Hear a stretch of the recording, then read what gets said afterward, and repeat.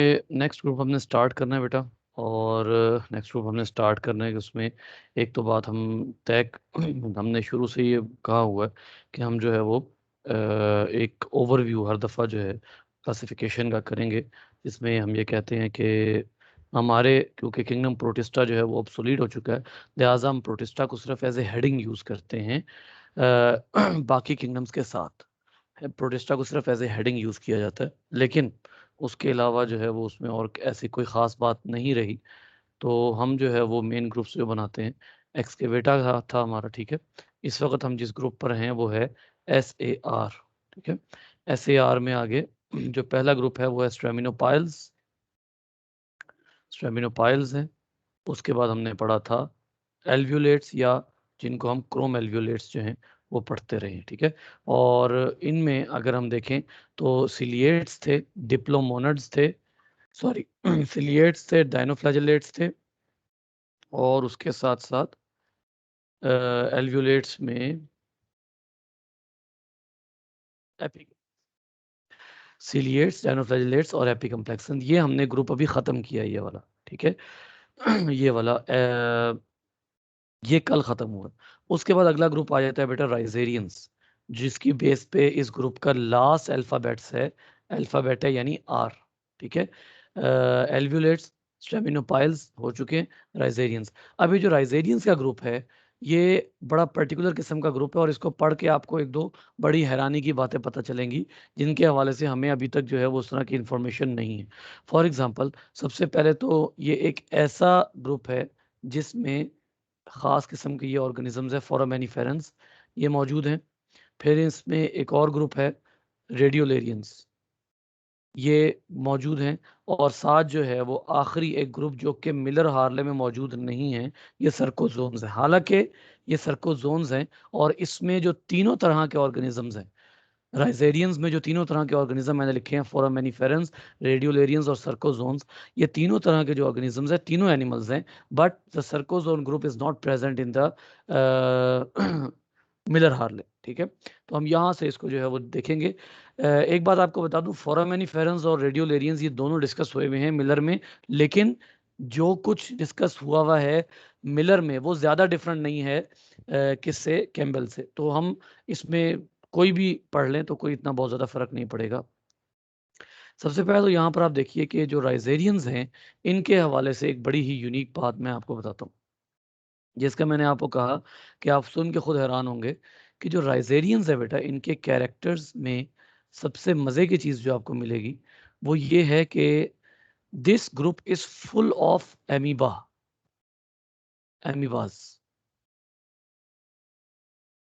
ठीक है। बल्कि एमीबाज मेरा ख्याल है लिखना इंतहाई गलत होगा। एमीबा इटसेल्फ एक plural term, full of amoeba. अच्छा, यहाँ ये मैं क्यों कह रहा हूँ कि ये इतनी हैरानी की बात है, क्योंकि जब आप प्रोटिस्टा में एक और ग्रुप पढ़ते हैं जिस ग्रुप का नाम है यूनिकॉन्टा, जब आप यूनिकॉन्टा पढ़ते हैं ना, तो यूनिकॉन्टा में एक ग्रुप आता है एमीबोजोन्स। अब अभी हम पढ़ रहे हैं SAR, फिर हमने एक ग्रुप शुरू करना होगा आर्किप्लास्टिड्स, ठीक है। ये ग्रुप शुरू करना होगा, उसके बाद जाकर आना है यूनिकॉन्टा, और यूनिकॉन्टा में कई ग्रुप्स के साथ साथ एक ग्रुप जो है वो एमीबोजोन्स है। अब ये भी एमीबा, ये भी एमीबा। यहां से जो असल इंटरेस्टिंग बात मैं आपको आज के लेक्चर में, पहली इंटरेस्टिंग बात जो है जो मैं आपको बताने लगा हूं बेटा, वो ये है कि not all amoeba are sister groups. यानी ये वाले जो एमीबा हैं और ये वाले जो एमीबा हैं, इन दोनों में वाहिद सिनेपोमॉर्फिक कैरेक्टर या डाइवर्जेंट कैरेक्टर कौन सा है जिस जो इनको एमीबा बनाता है? गेस कीजिए कि इनको कौन सा वो डाइवर्जेंट कैरेक्टर होगा जो इनको जो है वो बनाएगा, एमीबा का नाम देगा। जी बेटा।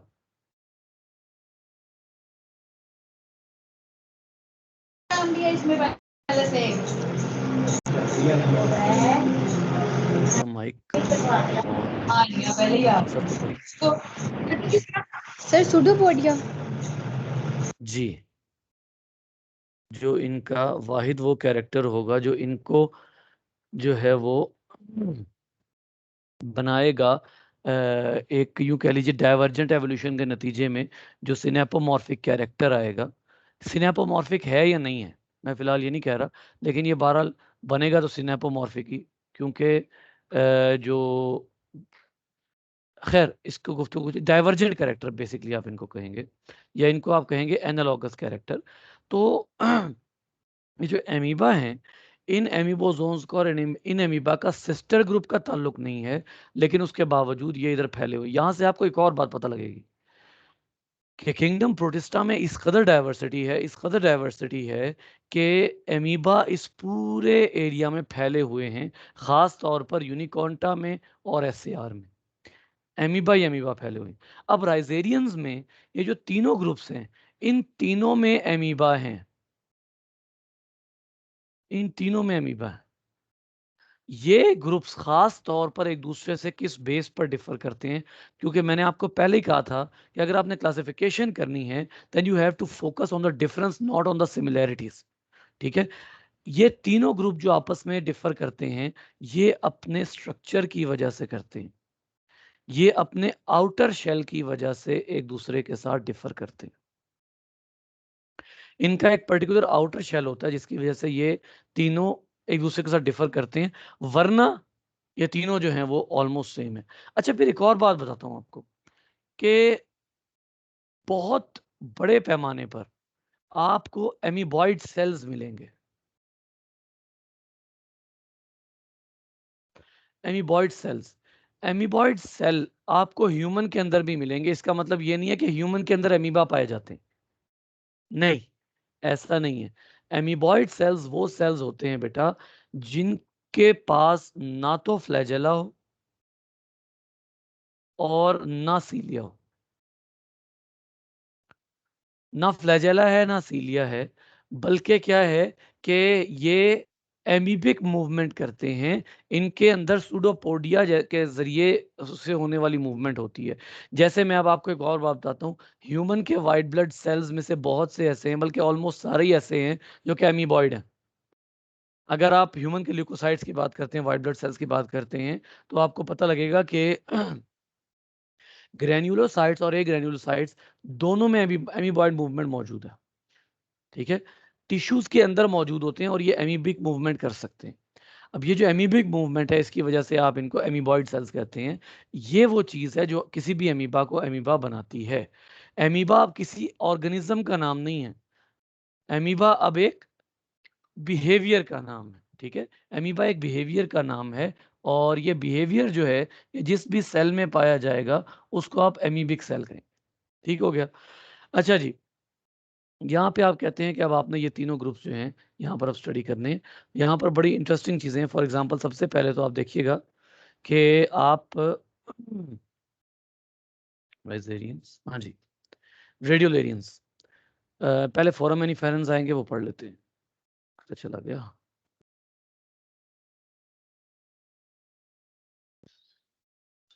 फोरम्स, हाँ ये रहे फोरम्स। अच्छा चले पहले रेडियोलेरियंस पढ़ लेते हैं, बाद में सही।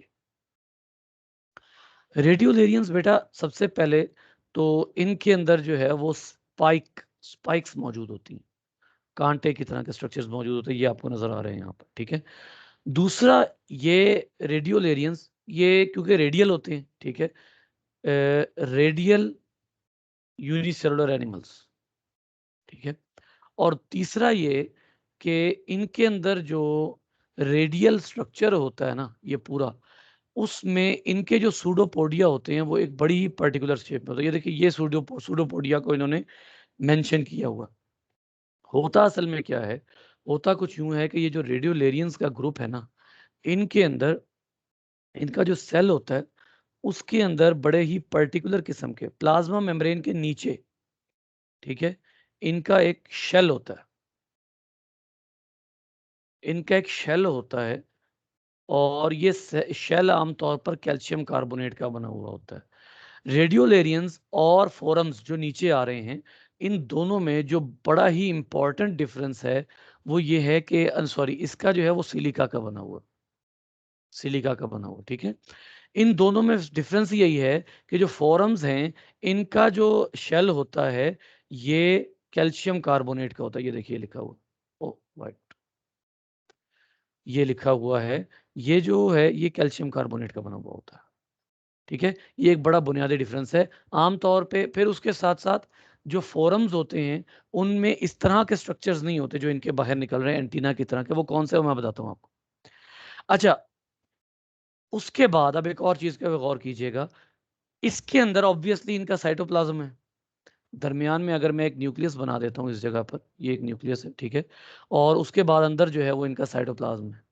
ये जो साइटोप्लाज्म है, इस साइटोप्लाज्म की कुछ प्रोजेक्शंस बाहर को निकल रही होती हैं। ये बड़ी ही इंटरेस्टिंग किस्म की इंफॉर्मेशन है जो मैं अब आपको बताने लगा हूँ। ये साइटोप्लाज्म यहाँ से ऐसे बाहर निकल रहा होता है, ये बहुत ही थिन होते हैं ऐसे। फिर उसके बाद ये ये साइटोप्लाज्म जो है ये बाहर निकल रहा है। यानी इसका मतलब ये होगा कि ये जितनी भी प्रोजेक्शंस आपको नजर आ रही हैं इनके अंदर एक्चुअली क्या चीज है, इनके अंदर एक्चुअली साइटोप्लाज्म है। और जो प्लाज्मा मेम्ब्रेन है, क्योंकि मैंने आपको कहा था कि ये शेल है,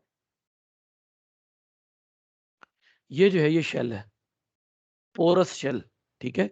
और जो शेल है उसके बाहर प्लाज्मा मेम्ब्रेन होती है, और प्लाज्मा मेम्ब्रेन ने इन तमाम साइटोप्लाज्मिक प्रोजेक्शन को कवर किया होता है। तमाम साइटोप्लाज्मिक प्रोजेक्शंस को इसने कवर किया होता है, ठीक है। ये जो हैं ये एक्चुअली सूडोपोडिया हैं। अब इन सूडोपोडिया का क्या काम हो सकता है? फॉर एग्जांपल, जैसे मैंने आपको पहले कहा कि इनका काम लोकोमोशन हो सकता है, अपनी जगह एक्सचेंज करना, लेकिन उसके साथ साथ इन्हीं का एक और काम भी हो सकता है, ये प्रे कैप्चर में भी काम आते हैं। क्योंकि यहाँ पर अभी मैं आपको एक और बड़ी ही इंटरेस्टिंग बात बताता हूँ। ये जितनी प्रोजेक्शंस बाहर निकल रही हैं ये आपस में एक दूसरे के साथ फ्यूज भी हुई होती हैं। तो यूं समझ लीजिए कि ये एक तरह से वो बना रहे हैं, एक नेट बना रहे हैं, एक जाल बना रहे हैं जो भी इनके करीब से गुजरेगा। और इसके अंदर से भी साइटोप्लाज्म होता है, इसके अंदर भी साइटोप्लाज्म होता है ये। तो जो भी इनके करीब से गुजरेगा या जो भी इसमें ट्रैप कर जाएगा वो फंस जाएगा इस जाल में, और उसको यहीं से एंगल्फ कर लिया जाएगा। और एंगल्फ कर लेने के बाद अगर आप गौर करें तो जिस चीज को भी यहाँ पे एंगल्फ किया जाएगा वो यहाँ से होती हुई डायरेक्ट मेन सेल में आ जाएगी, ठीक है। तो इनको आप एक और नाम भी देते हैं, अकॉर्डिंग टू मिलर हार्ले इनको आप एक्सोपोडा का नाम भी देते हैं। ये जो बाहर की तरफ निकले हुए हैं इनको बाकी सूडोपोडिया से डिफरेंशिएट करने के लिए इनको आप एक्सोपोडा का नाम भी देते हैं। फॉर एग्जांपल यहाँ डायग्राम देखिएगा, ये देखिए, ये जो हैं वो इन्होंने बकायदा यहाँ पर दिखाए हुए हैं। ये एक्सोपोडियम, ये देखिए, ये एक्सोपोडियम जो कि शेल से बाहर निकल रहे हैं, ये एक्सोपोडा एक्चुअली इनका नाम होता है, ठीक है। तो ये जो रेडियोलेरियंस हैं उनमें जो सूडोपोडिया होता है उसी को अल्टरनेटिवली आप एक्सोपोडा कहते हैं, कि वो शेल की जो सेल और शेल इनकी हदूद से बाहर जा रहा है उसको आप एक्सोपोडा का नाम देते हैं, ठीक है, अकॉर्डिंग टू मिलर हार्ले। तो बाकी बातें वही हैं, ये साइटोप्लाज्मिक स्ट्रीमिंग के ज़रिए मूव करते हैं, और साइटोप्लाज्मिक स्ट्रीमिंग के ज़रिए ही जो है ये अपना प्रे कैप्चर करते हैं। हाँ, इनका एक बहुत बड़ा फ़ायदा जो हमें अब होता है वो सिलिका डिपॉज़िट्स हैं, क्योंकि ये बहुत पुराने ऑर्गेनिज़म्स हैं। इनके फॉसिल्स जो हैं वो ज़मीन में दबे हुए हैं, और इनके फॉसिल्स के हम सिलिका डिपॉज़िट्स बना के इनसे सिलिका भी जो है वो लेते हैं। और उसके अलावा इनके ज़रिए सेडिमेंट्री रॉक्स भी बनती हैं। इनके ज़रिए सेडिमेंट्री रॉक्स भी बनती हैं, सेडिमेंट्स में ये। और तो इसी वजह से आपको अक्सर मैं अब एक बड़े मज़े की बात बताता हूँ कि अक्सर फॉसिल ऐसे होते हैं जो कि इम्प्रेशंस से बने हुए होते हैं। इनके शेल्स के इम्प्रेशन होते हैं, जो कि अगर आप कोई पत्थर तोड़ें तो इनके शेल का इम्प्रेशन आपको अंदर नज़र आता है, ठीक है। वो इन्हीं के शेल्स होते हैं जिनका इम्प्रेशन आपको नज़र आता है पत्थर की चट्टानों में, ठीक है। तो वो इन्हीं के होते हैं। उसके बाद आ जाइए फोरम्स। फोरम्स जो हैं इनके पास भी जो इनके पास जो शेल होता है उसको आप टेस्ट्स कहते हैं, कैल्शियम कार्बोनेट का बना हुआ होता है। और इनमें भी सूडोपोडिया जो हैं वो पोर्स के जरिए बाहर को हुए हुए होते हैं, एक्सटेंड हुए हुए होते हैं, ठीक है। लेकिन इनमें और फोरम्स में, दोनों में जो सूडोपोडिया हैं उनका फर्क होता है। इसके सूडोपोडिया बहुत बड़े होते हैं, इसके सूडोपोडिया आम तौर पर छोटे छोटे होते हैं, ठीक है। और उसके साथ साथ जो है वो ये फोटोसिंथेटिक भी होते हैं। फोरम्स जो है वो फोटोसिंथेटिक भी हैं। ये बहुत बड़ा डिपॉजिट बनाते हैं हमारा कैल्शियम कार्बोनेट का, बहुत बड़े बड़े डिपॉजिट बनाते हैं ये। और इनके कैल्शियम कार्बोनेट या चौक के जो डिपॉजिट हैं वो इन्हीं के बने हुए होते हैं। यहाँ पर देखिए सेडिमेंट्री रॉक्स में इन्हीं के जो डिपॉजिट्स हैं समंदर के अंदर, वो हमें मिलते हैं। और ये जो ऑर्गेनिज्म है ये डाइवर्सिटी के हिसाब से बहुत ज़्यादा है कि ये फ्रेश वाटर भी हैं।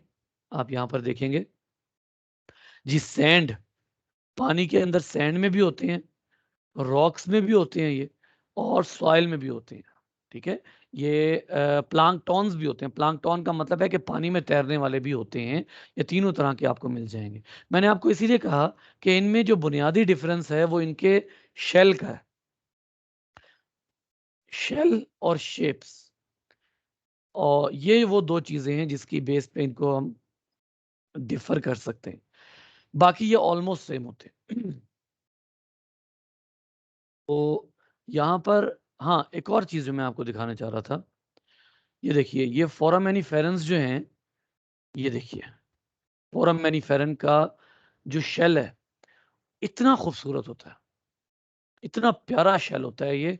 और ये शेल की डेपोजिशन जो है, ये देखिए कैसा प्यारा पैटर्न है जिसमें शेल की डेपोजिशन हो रही है। ये सारा जो आपको पोर्स नजर आ रहे हैं, इसी में से वो एक्सोपोडा निकलने हैं, और इसी का वो पूरा नेटवर्क बनना है, ठीक है। यहाँ पर इन्होंने बकायदा लिखा हुआ है। हम्म, ये देखिए, as foraminiferans grow, they secrete new larger chambers that remain attached, sorry, that remain attached to the older chambers. Test enlargement, test मतलब बाहर के जो शेल होते हैं, follows a symmetrical pattern that may result in a straight chain of chambers or a spiral arrangement that resemble a snail shell. ये जो snail shell है ये आपके सामने है, इस तरह का, ठीक है।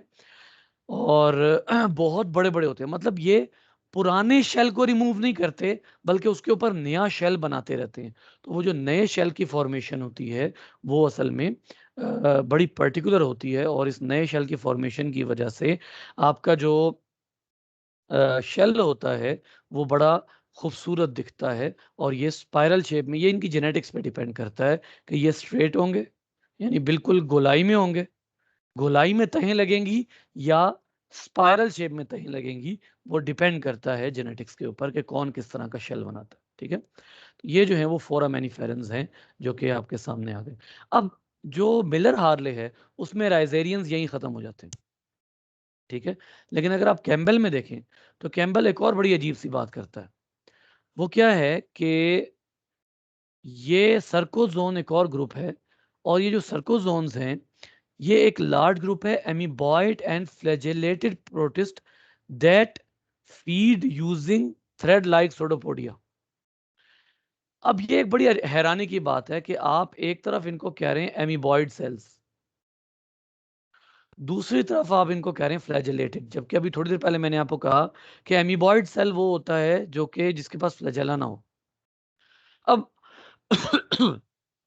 प्रॉब्लम ये है कि इसको आप राइजेरियन में शामिल करने पर मजबूर हैं। जो आपने अभी पढ़ा ना राइजेरियन, आप इनको राइजेरियंस में इसलिए शामिल करने पर मजबूर हैं कि ये सब क्या है, मोनोफाइलेटिक है।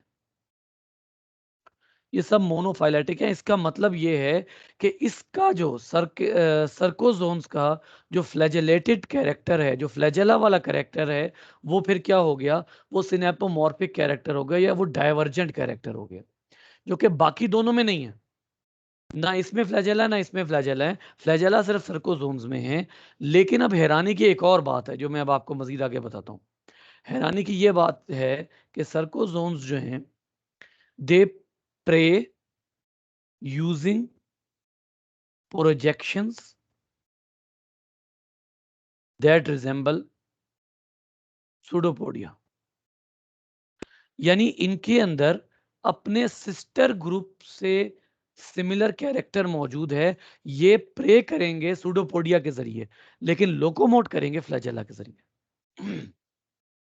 मैरीन, फ्रेश वाटर और सॉइल में तीनों में मौजूद होते हैं ये, और ये पैरासिटिक भी होते हैं, लेकिन इनमें जो है वो आपको ऑटोट्रॉफ भी मिलेंगे, हेटेरोट्रॉफ भी मिलेंगे और मिक्सोट्रॉफ भी मिलेंगे। तीनों तरह के आपको, जैसे ये मिक्सोट्रॉफिक है। अच्छा, ये जो मिक्सोट्रॉफ हैं ये बड़े हैरान कुन हैं। ये वो मिक्सोट्रॉफ्स हैं, ये वो वाले मिक्सोट्रॉफ हैं that are simultaneously hetero plus auto, दोनों काम करते हैं। और कुछ अर्सा पहले मैंने आपको बताया था कि एक ऑर्गेनिज्म है जिसका नाम है ओशन शीप, ये मल्टी सेलुलर मिक्सोट्रॉफ है। अगर मैं यहां पर जो है वो लिखूं, ये देखिए ये ऑर्गेनिज्म, और ऐसा क्यूट लगता है, ये देखें सी शीप। ये मल्टी सेलुलर ऑर्गेनिज्म है और ये मिक्सोट्रॉफ है।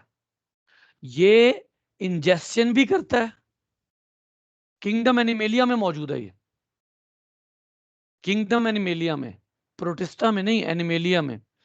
ये इंजेक्शन भी करता है और फोटोसिंथेसिस भी करता है, दोनों काम करता है। ये देखिए कैसा क्यूट सा प्यारा सा, ये देखिए। ओ ये शीप दिखा दो। ये इन्होंने, खैर ये देखिए ये कैसा कैसा प्यारा सा। तो ये जो है वो आपके सामने ये मल्टी सेलुलर है। तो इससे आप एक और अंदाजा लगा सकते हैं कि किंगडम एनिमेलिया और प्रोटिस्टा में जो डाइवर्सिटी है वो आगे तक चलती आ रही, ठीक है।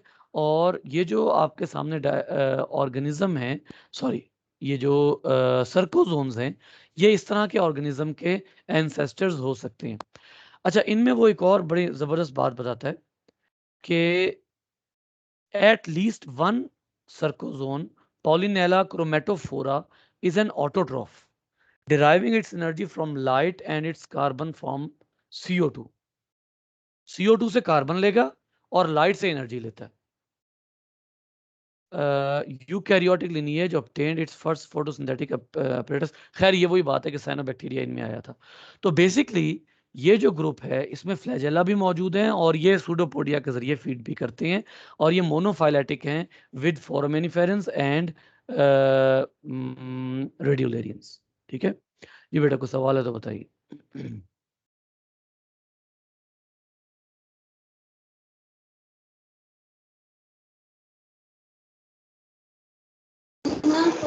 सर जी अगर बेटा। मतलब सिर्फ सूडोपोडिया की बेस पे हम क्या इनको अमीबा कह देंगे किसी भी प्रोटोजोन को? जी बिल्कुल। असल में ना देखें, मैंने आपको इसीलिए कहा कि अब अमीबा किसी एक ऑर्गेनिज्म का नाम नहीं है। अब अमीबा हर उस सेल का नाम है जो सूडोपोडिया के जरिए मूवमेंट करता है, जो अपने साइटोप्लाज्मिक स्ट्रीमिंग मूवमेंट के जरिए लोकोमोशन करता है। हर उस सेल का नाम एमीबिक सेल है। ठीक है। अब आप उसको फोरामेनिफेरन कह दें, आप उसको रेडियोलेरियन कह दें, आप उसको सर्कोजोन कह दें, अल्टीमेटली वो एमीबिक सेल है। ये एक बात आपको जो है वो ज़हन में रखनी है। अल्टीमेटली वो अमीबिक सेल है, बिकॉज अब अमीबा एक कैरेक्टर का नाम है, ना कि एक ऑर्गेनिज्म का नाम।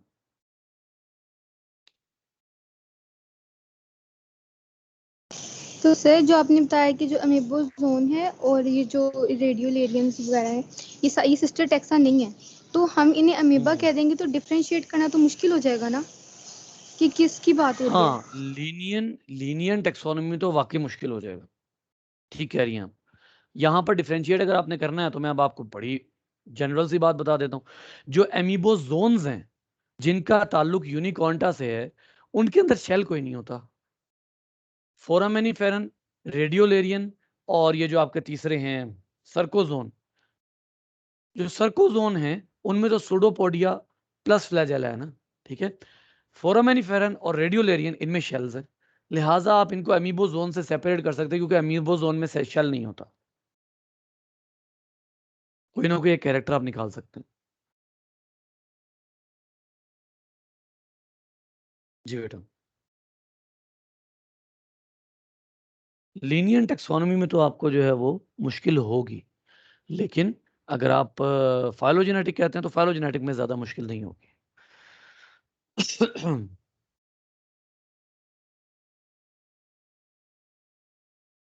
आगे चलते हैं। मैंने आपको कहा था कि हम इसके बाद एक टॉपिक छोड़ आए हैं गलती से, वो टॉपिक पढ़ेंगे। लेकिन उससे पहले मैं अब आपको एक थोड़ा-सा और मज़ीद बताना चाहता हूँ, क्योंकि we have completed excavator and SAR. SAR में हमें ख़ासी देर लगी है, पता नहीं क्यों लगी है, मुझे खुद नहीं समझ आई। लेकिन इसमें कुछ चीज़ें ऐसी थी जो मिलर हार्ले के साथ मिलाने की वजह से, जैसे स्ट्रेमिनोपाइल्स जितने थे, जिनमें आ जाते हैं वो डायनोफ्लैजेलेट आ गए थे, एपिकम्प्लेक्सन्स आ गए थे, सॉरी डायनोफ्लैजेलेट्स थे इसमें, ठीक है? इसमें डायटोम्स थे ग़ालिबन, और तीसरा ग्रुप था वो मेरे ज़हन से निकल गया।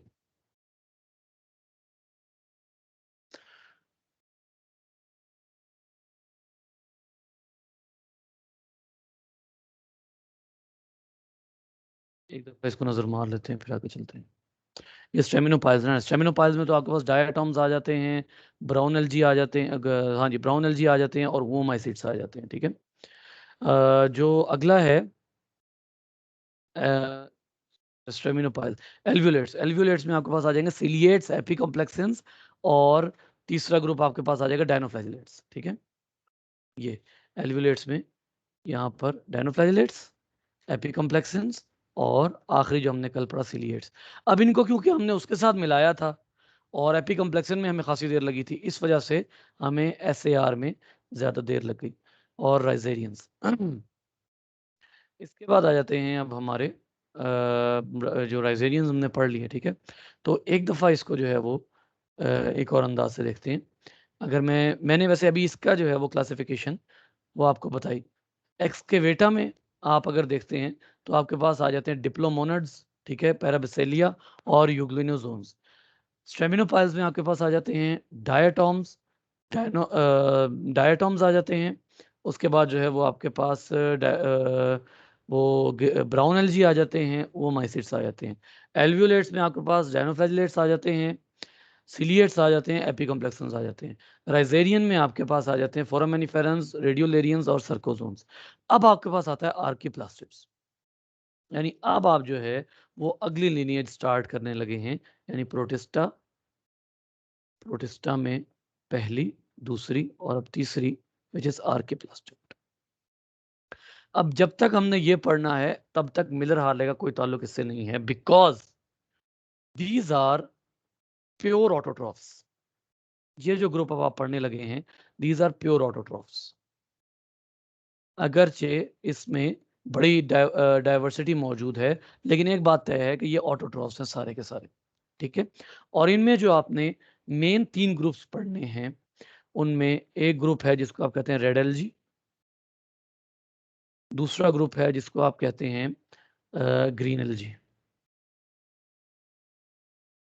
ग्रीन एल्गी, और एक ग्रुप जो है वो इसमें आपका और आ जाता है,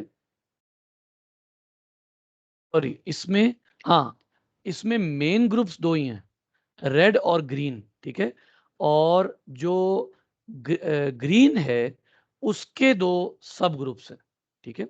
यहाँ पर देखिए, जो ग्रीन है उसके 2 सब ग्रुप्स हैं, जिसमें आपके सामने आ जाएगा क्लोरोफाइटा और कारोफाइटा।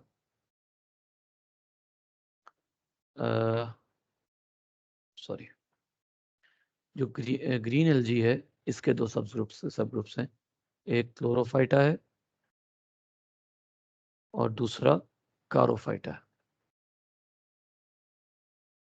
अकॉर्डिंग टू कैम्बल, अगर आप यहाँ पर देखते हैं तो जो कारोफाइटा है, जो कारोफाइट्स हैं, these are sister groups of plants. यानी इसका मतलब ये हुआ कि अगर मैं इसको मोर पर्टिकुलरली ड्रॉ करूं, मोर पर्टिकुलरली इसकी ड्राइंग अगर मैं करता हूं तो ये इस तरह बनेगा, ऐसे और ऐसे। यहां पर बनेगा क्लोरोफाइटा। ये ज्यादातर यूनिसेलुलर और मल्टीसेलुलर एल्गी हैं। दूसरा बनेगा कारोफाइटा, कारोफाइटा, और कारोफाइटा जो है इसी के साथ जो है वो आप इसको मोर पर्टिकुलरली अगर लिखते हैं तो क्या होगा कि कारोफाइटा को आगे 2 ग्रुप्स में आप मजीद डिवाइड करेंगे, यानी यहां आके इनका एंसेस्टर दोबारा बनता है। ठीक है, ये बनेगा कारोफाइटा और कारोफाइटा का सिस्टर ग्रुप बनेगा प्लांट्स। ठीक है, रेड एल्जी, रेड एल्जी का sister group green algae, green algae की आगे सब डिवीजन है क्लोरोफाइटा और अगला एक जो है वो बनेगा एंसेस्टर जिसकी 2 सब डिवीजन होंगी क्लोरोफाइटा और प्लांट्स। यहाँ पे अगर मैं एक दफा वो वाला टेबल खोलूं जो कि हमने शुरू में पढ़ा था, ये देखिए, ये असल में ग्रीन एल्जी है और जो ग्रीन एल्जी है उसी के अंदर फिर आकर जो है वो ये हो जाता है, यानी ये दोनों जो है ये तीनों अल्टीमेटली अगर आप कहें, इन तीनों को अगर आप डिस्कस करें तो ये तीनों जो हैं ये मोनोफाइलेटिक है, ये तीनों मोनोफाइलेटिक हैं because their ancestor is common. Green algae जो है उसका कारोफाइटा और क्लोरोफाइटा है और इस कारोफाइटा वाले एंसेस्टर से ही डाइवर्ज होके प्लांट्स बने। ठीक है, तो ये तीनों मोनोफाइलेटिक हैं इस लिहाज से। हाँ, लेकिन अगर मैं एक और बात करते हैं, अगर आप एक और अंदाज से बात करें तो ये तीनों पैराफाइलेटिक भी हो सकते हैं, ये पैराफाइलेटिक भी हो सकते हैं। अगर आप इस एंसेस्टर को कंसीडर करते हैं तो ये पैराफाइलेटिक भी हो सकते हैं, यानी ये 2 मोनोफाइलेटिक और ये बाहर का। तो पैराफाइलेटिक में तो आप एंसेस्टर कंसीडर ही नहीं करते। ठीक है, तो फिर उस सूरत में ये तीनों जब आप डिस्कस करेंगे तो ये पैराफाइलेटिक बनेंगे, ये दोनों मोनो और ये एक बाहर से पैराफाइलेटिक हो जाएंगे। जब इन दोनों को डिस्कस करेंगे तो ये इमीडिएट एंसेस्टर के हिसाब से बहरहाल मोनोफाइलेटिक है। लेकिन ये क्योंकि एंसेस्टर है ग्रीन एल्जी, यहां पर अब आप गौर करें, यहां पर आप गौर करें, असल में ये जो एंसेस्टर है ना ये ग्रीन एल्जी का है। यहां पर ग्रीन एल्गल एंसेस्टर है जिसने इन दोनों ब्रांचेस को बनाया। ठीक है, तो क्लोरोफाइटा भी बन गया उससे और उसी से आगे सब डिवीजन होके कारोफाइटा बन गया और ग्रीन एल्जी यहां से डाइवर्ज हुआ। ग्रीन एल्गी का कोई एक ऑर्गेनिज्म यहीं से डाइवर्ज होता है और वो प्लांट्स बना देता है। तो मेन एंसेस्टर जो यहाँ पर बन रहे हैं वो असल में ग्रीन एल्गी ही हैं। ठीक है, वो और बात है कि इन्होंने यहाँ पर ग्रीन एल्गी लिख दी है, लेकिन मेन एंसेस्टर यहाँ पर बनता है। ठीक है, अच्छा, यहाँ से फिर अब हम जो स्टडी स्टार्ट करेंगे वो होगी रिगार्डिंग एल्गी। इसीलिए मैंने आपको कहा कि यहाँ पर थोड़ी देर के लिए मिलर हार्ले को जो है वो छोड़ देंगे। अच्छा, अब यहाँ से जो है वो देखते हैं हम कि हमारे पास अब 2 ग्रुप मेन आने लगे हैं, आर्के प्लास्टिड के 2 ग्रुप, रेड एल्जी और ग्रीन एल्जी। बेटा, जो रेड एल्जी और ग्रीन एल्जी हैं इन दोनों में अगर इसको मोर पर्टिकुलरली ड्रॉ करते हैं हम क्लेडोग्राम बना के या इसके डाइकोटमी बना के, तो हमें ये पता लगता है कि रेड और ग्रीन ये दोनों एल्जी जो हैं, इन दोनों में जो बहुत बुनियादी डिफरेंस है, अच्छा, ये दोनों हैं प्राइमरी एंडोसिम्बायोट्स। ये एक बात बड़ा गौर करने वाली है, क्योंकि मैंने शुरू में आपको बताया था कि एक है सेकेंडरी एंडोसिम्बायोसिस, प्राइमरी एंडोसिम्बायोसिस और सेकेंडरी एंडोसिम्बायोसिस। ये दोनों प्राइमरी एंडोसिम्बायोसिस हैं। इससे ऊपर आपने कुछ पढ़े हैं जो सेकेंडरी एंडोसिम्बायोसिस हैं। फॉर एग्जांपल, आपने ऊपर पढ़ा ब्राउन एल्जी। अब ब्राउन एल्जी ने असल में रेड एल्जी को अपना एंडोसिम्बायोट बनाया हुआ है। इसका क्या मतलब है कि जो ब्राउन एल्जी है वो सेकेंडरी एंडोसिम्बायोट है। गोल्डन एल्जी भी सेकेंडरी एंडोसिम्बायोट है जो कि 11th एडिशन में मौजूद है। ठीक है, यहां पर अगर आप देखते हैं दोनों प्राइमरी एंडोसिम्बायोट है। और अच्छा, एक बात तो वाजे है, ये जो रेड एल्जी है ना इसके अंदर क्लोरोफिल है, यानी इसके अंदर असल में है साइनोबैक्टीरियम, लेकिन इसमें एक पिगमेंट होता है जो कि एक्सेसरी पिगमेंट होता है, उसको आप कहते हैं फाइकोएरिथ्रिन। इसको आप फाइकोएरिथ्रिन कहते हैं। फाइको का क्या मतलब होता है को बताएगा? फाइको का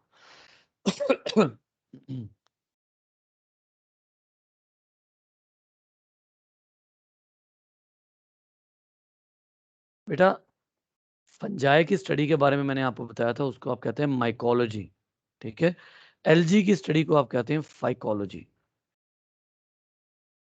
फाइको मींस एलजी। और एरिथ्रिन ये तो बता दो।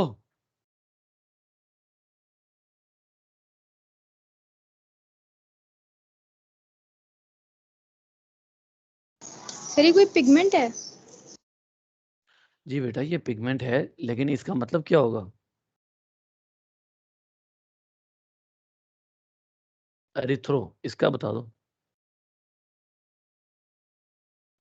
इसका मतलब रेड सर है। Red blood.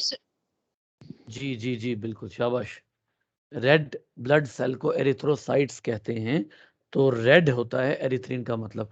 इनके अंदर ये पिगमेंट होता है, लेकिन ये एक्सेसरी होता है। अच्छा, एक्सेसरी पिगमेंट कौन सा होता है? एक्सेसरी पिगमेंट वो होता है जो इजाफी होता है, जिसके बगैर काम चल सकता है। एक्सेसरी पिगमेंट वो होता है।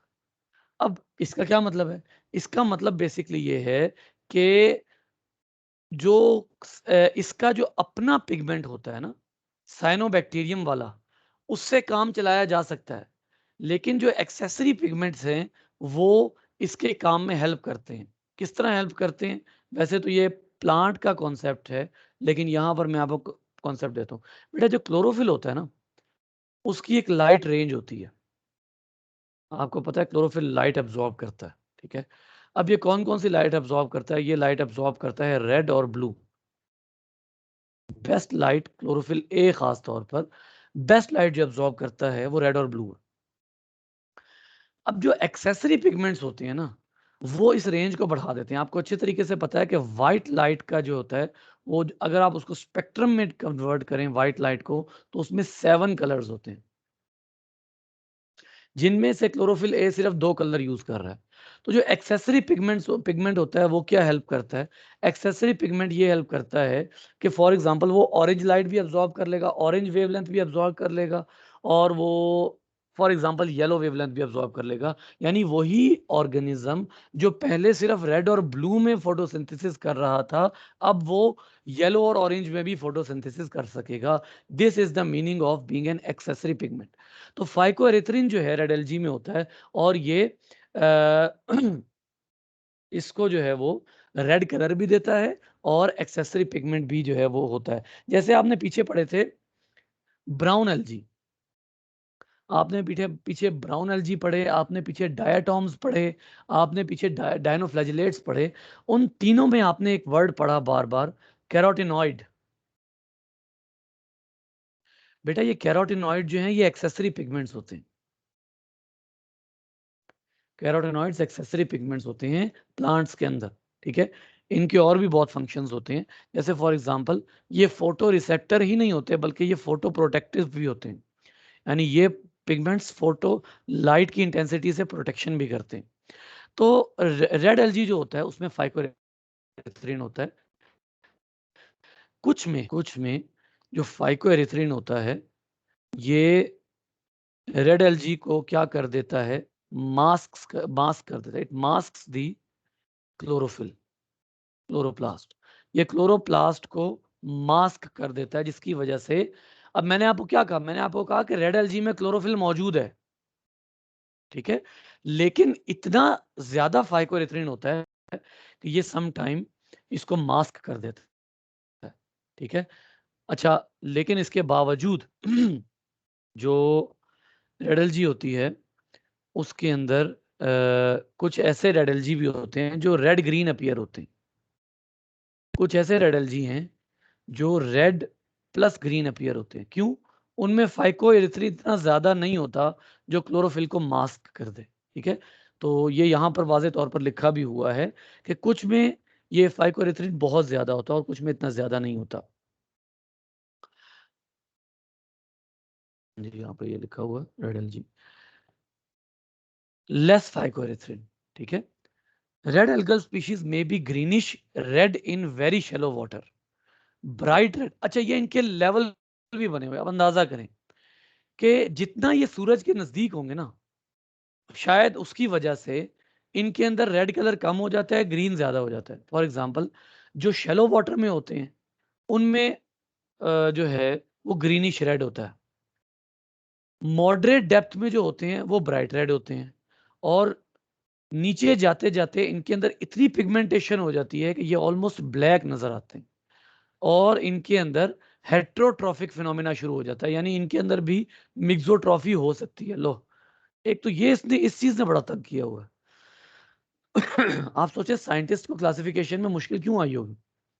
एक ही ग्रुप के ऑर्गेनिज्म है, मोनोफाइलेटिक ग्रुप्स हैं, उनके अंदर इंतहा की सिमिलैरिटी भी मौजूद है, लेकिन एंड पे जाके मिक्सोट्रॉफी आ जाती, यानी ना ऑटोट्रॉफ ना हेट्रोट्रॉफ।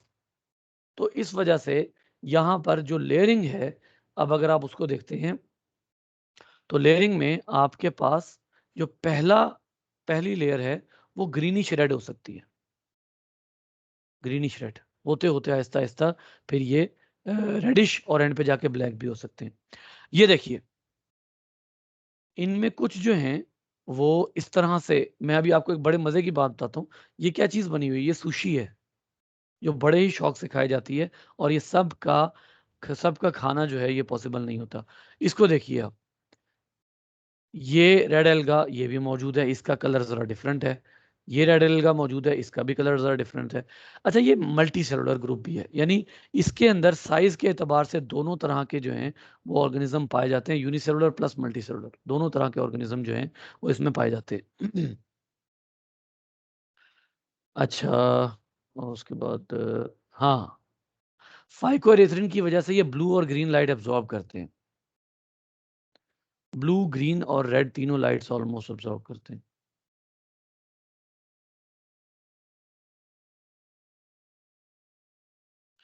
और इसी तरह ये भी लिखा हुआ है कि ये सम टाइम हमारे पॉन्ड्स को भी बहुत गंदा करते हैं, खासतौर पे उन पॉन्ड्स में जहां पर इनका स्पोर आ जाए। तो ये अच्छा खासा हमारे पॉन्ड्स का जो है वो ठीक ठाक सुथरी हमारे पॉन्ड्स की वाट लगाते हैं। इसको पॉन्ड्स कम भी कहा जाता है, पॉन्ड्स कम,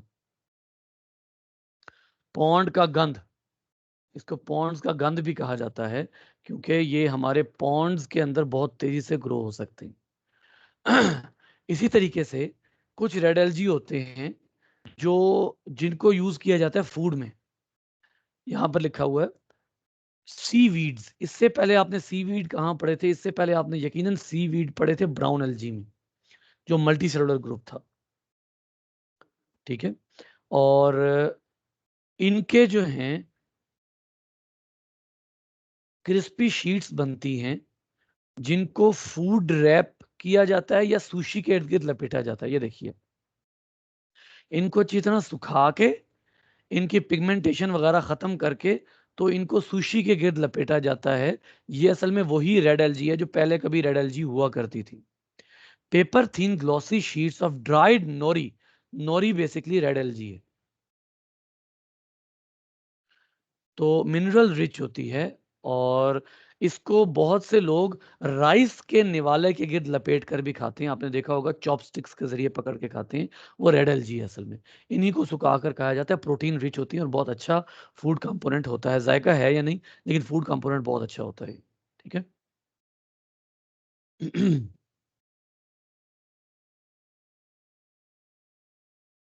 ये देखिए रेड एल्गी, ये काफी बड़ा सारा यही शीट्स है जिनको सुखाया गया बेसिकली,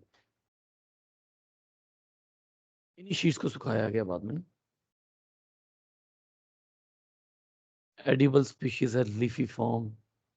ये फिलामेंटस होती है, फिलामेंट सेल के फिलामेंट्स बनाती है ऐसे करके। ये एक सेल है, आपको पता ही है सेल के लंबे लंबे, जब सेल एक बड़ी कतार में जमा होते हैं तो उसको फिलामेंट कहते हैं। तो ये सेल के फिलामेंट्स बनाते हैं। अच्छा, कल अब हम जो पढ़ेंगे ना, मैं बेटा यहाँ पर छोड़ रहा हूँ, मेरा गला जो है वो साथ छोड़ गया, पता नहीं क्यों क्या हो गया।